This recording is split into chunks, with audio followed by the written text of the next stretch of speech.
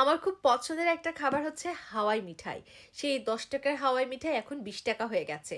শুধু তাই না, ১০ টাকার হাওয়াই মিঠাই এখন ১৫০-২০০ টাকা হয়ে গেছে এবং অনেক ফ্লেভার যুক্ত হয়েছে। আমি রিসেন্টলি হচ্ছে এই একটা হাওয়াই মিঠাই দেখলাম। কালার ক্লাউডস নামে একটা কোম্পানি বানাচ্ছে, যারা বিভিন্ন ফ্লেভারের নিয়ে এসেছে।